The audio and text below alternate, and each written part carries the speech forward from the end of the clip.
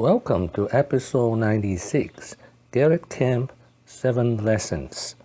This is an outline of episode 96. Lesson number 1, for super success, look for synergy. Synergy such as GPS, mobile app, recession, all converging in 2008.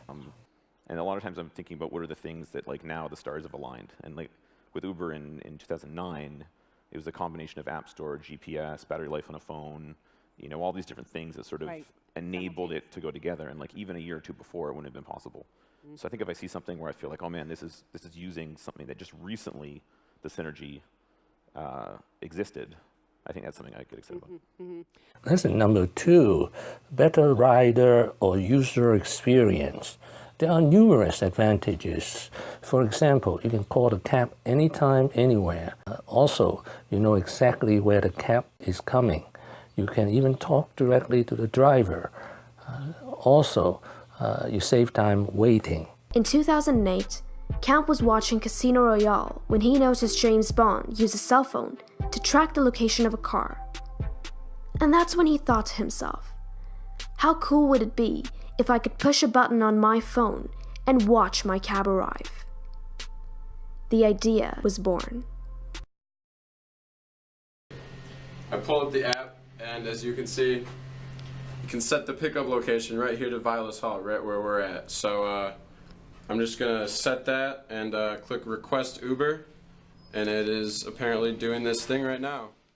So we are sitting here waiting for our buddy Emmanuel now, and it is showing him. It says he's confirmed and en route. So it's giving us this approximation of 10 minutes now. Lesson number 3, how he thinks. For example, one simple user action, and also to think from the point of view of products instead of from marketing or from technology.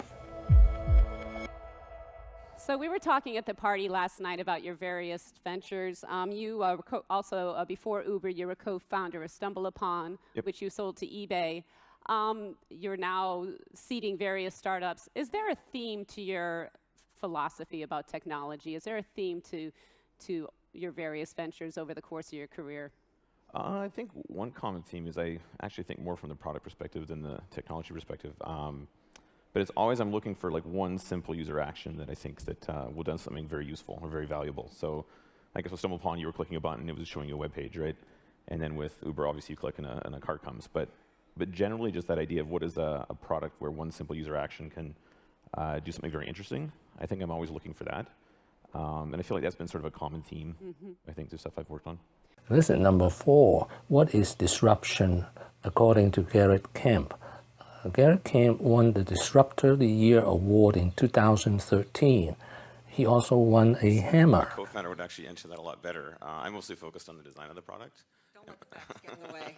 But if I had to answer it, I would say I think if you build a product that will help everyone, I think even if it's kind of different, after a little while they'll realize that it is actually quite helpful to them.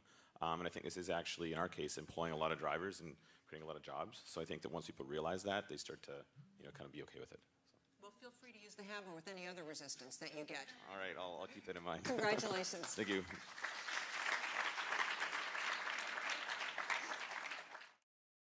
Exist.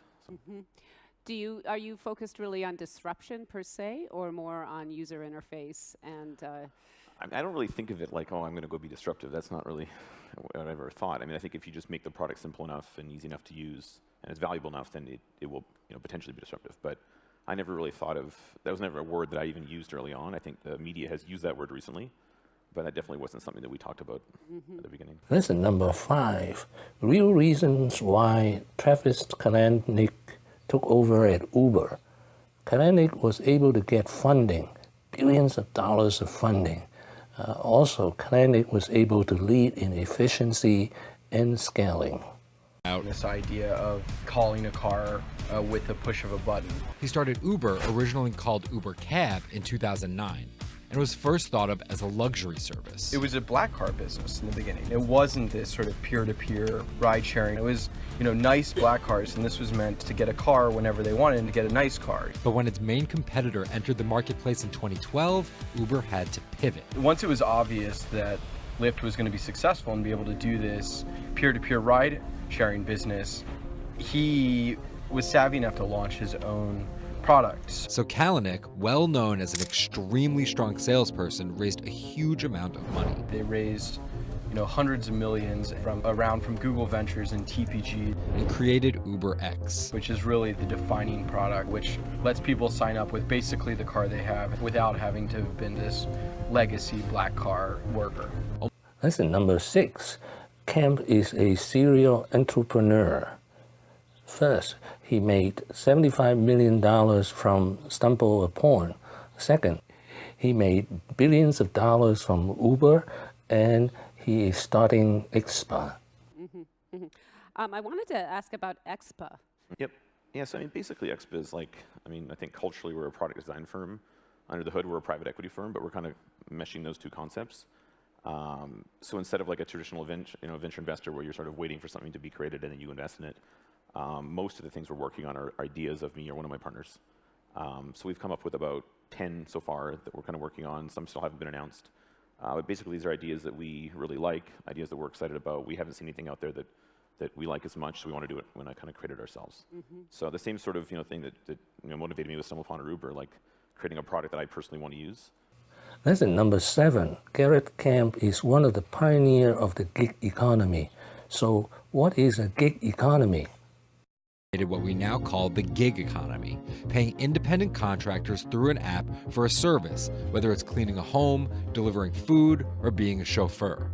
Okay, so what is the gig economy? So basically the gig economy is a system that offers digital channels for freelance work. So basically contracted or self-employed people can go on to these different organizations, apps, websites, whatever that may be, and work by the hour in these short-term gigs.